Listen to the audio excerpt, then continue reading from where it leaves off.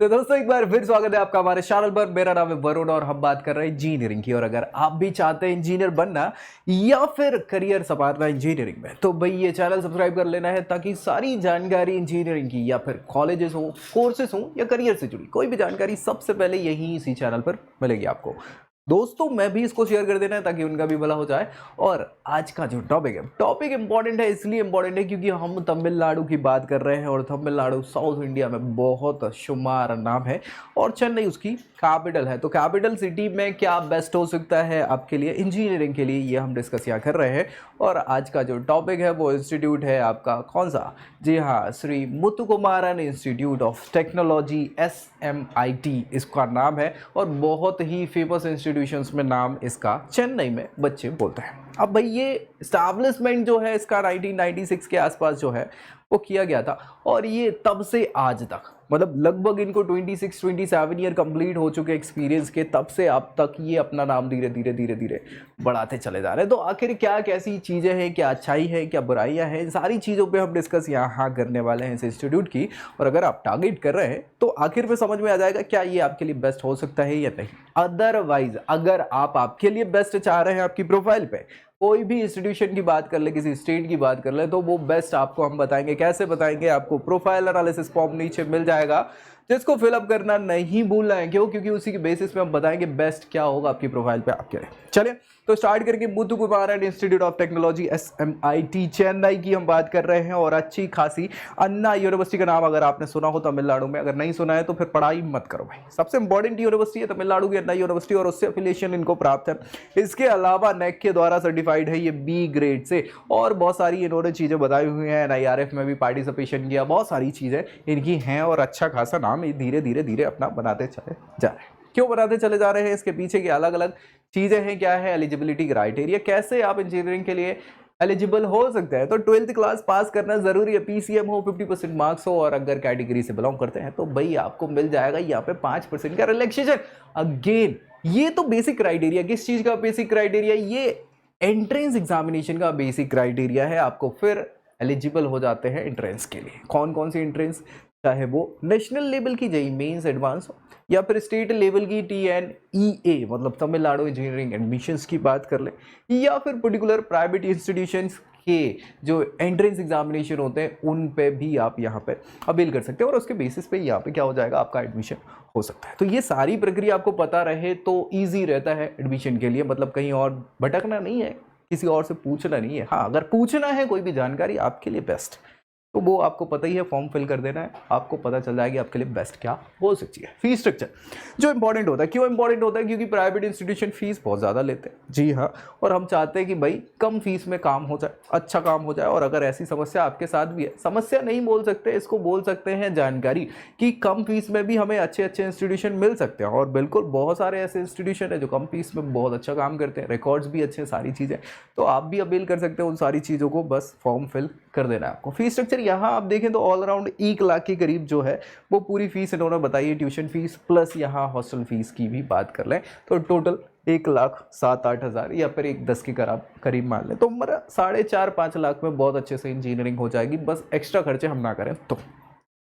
ये तो ऑब्वियस सी बात है, 5-6 लाख में अगर हमारा खर्चा हो रहा है और इंजीनियरिंग हो रही है तो फिर बढ़िया ऑप्शन हो सकता है। क्या ये? बिल्कुल हो सकता है, लेकिन हाँ और अच्छे ऑप्शन भी मिलेंगे। स्पेशलाइजेशंस क्या क्या है यहाँ पे? अगर हमें पता चला कि 1 लाख रुपए साल की फीस लग रही है, रहने का, आने की, पढ़ने की, सारी चीज़ों की, तो क्या क्या स्पेशलाइजेशंस आपके लिए यहाँ अवेलेबल है जो मैं ट्राई कर दूँ।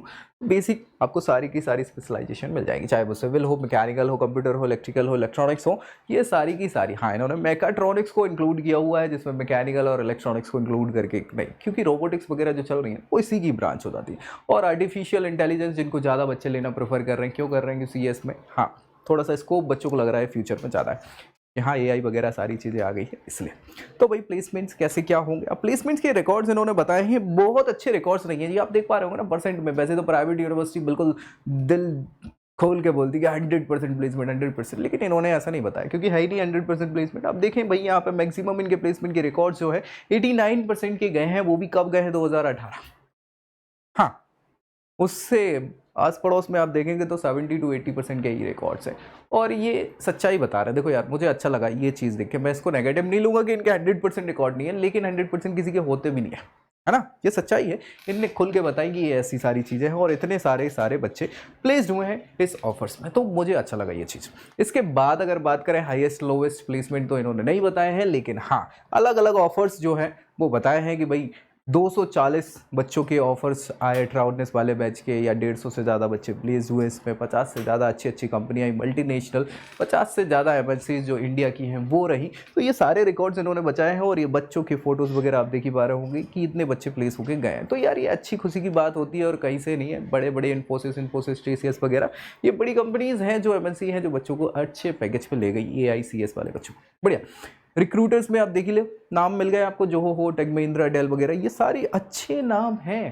चाहे इंडिया की बात करें, एमएनसीज की बात करें, इंटरनेशनली बात करें तो बढ़िया नाम है। फैसिलिटीज़ के तौर पे बहुत सारी चीज़ें आपको प्रोवाइड करी हुई हैं जिनको इन्होंने बड़े बड़े शब्दों में लिखा है और बताया था। State of the art laboratories यहाँ पे मिल जाएंगी। चाहे ब्लॉक की बात कर ले तो अलग अलग डिपार्टमेंट्स के ब्लॉक हैं, मतलब एक डिपार्टमेंट एक अलग ब्लॉक में ही है, सारे ऐसी सारी चीज़। चेन्नई सिटी में लोकेशन है, बिल्कुल चेन्नई के अंदर ही, बाहर नहीं। बहुत सारे इंस्टीट्यूट जो हैं या यूनिवर्सिटीज़ हैं जो चेन्नई के बाहर हैं, बस बताती हैं कि हम चेन्नई में हैं, है ना, बिल्कुल आउटर में पड़ जाएंगी वो सारी चीज़ें। और यहाँ पे बहुत सारे बच्चों को इनकरेज किया जाता है मेरिटोरियस स्टूडेंट्स के लिए। प्लेसमेंट के अलावा यहाँ पे स्कॉलरशिप्स हो गई, बहुत सारे अवार्ड्स वगैरह, वो सारी चीज़ें प्रोवाइड करी जाती हैं। स्कॉलरशिप्स तो दी जाती हैं और बच्चों को अलग अलग स्पोर्ट्स एक्टिविटीज़ के लिए व्यवस्था की जाती है। तो ये सारी चीज़ें देखो यार, इन्होंने जिस हिसाब से लिखा है वो बड़ी चीज़ होती है, लेकिन ये है सारी छोटी चीज़। हाँ ये सच्चाई है भाई। आप अपने बच्चों को नहीं इनकरेज करोगे तो बच्चे क्यों आएंगे आपके पास, है ना। अगर स्पोर्ट्स फैसिलिटी प्रोवाइड नहीं करोगे तो बच्चों के ओवरऑल डेवलपमेंट की जो आप बात करते हो वो कहाँ से मिलेगी। तो ये सारी चीज़ें जो लिख देते हैं घुमा फिरा के, हाँ वही बात है ना कि चाइनीज़ में इनने जो लिख दिया हमें थोड़ी ना समझ में आने वाला। तो वही चीज़ें घुमा फिरा के चीज़ें करने से अच्छा है डायरेक्ट बोलो। ये सारी की सारी फैसिलिटी बेसिक फैसिलिटी है जो एक अच्छे इंस्टीट्यूशन में होना अनिवार्य है। गवर्नमेंट इंस्टीट्यूशन फ्री में और प्राइवेट इंस्टीट्यूशन पैसे लेके इन सारी फैसिलिटीज़ को प्रोवाइड करता है, जो एक बच्चे के ओवरऑल डेवलपमेंट के लिए होना ज़रूरी है। तो ये सारी चीज़ें आपको यहाँ देखने को मिल रही हैं। एफिलिएशन हो या एक्रेडिशंस हो, जो मैंने शुरू में भी आपको बताया था कि इन्हें बहुत सारे अवेल करके रखे हुए हैं। जैसे यहाँ पे NIRF में प्रोसीजर इन्हें पार्टिसिपेट किया है, NAAC के द्वारा इनको हाँ एक्रेडिट किया हुआ है या फिर ग्रेड दिया हुआ है, और बहुत सारी चीज़ें, चाहे हम NIRF की बात कर लें, AISHE की बात कर लें, और बहुत सारी UGC में। हाँ चूँकि अब ये एफिलिएशन अन्ना यूनिवर्सिटी का इनको है प्राप्त, लेकिन हाँ UGC के बेसिस पे ये AICTE अप्रूवल के साथ कोर्सेज में कुछ चेंजेस क्या मतलब थोड़ा बोल सकते हैं ऑटोनोमस दर्जा एक प्रकार का इनको है, जिसमें ये कोर्स वगैरह अपने चला सकते हैं थोड़े से चेंजेस के साथ। तो ये सारी की सारी चीज़ें आपको मिल गई यहाँ पे।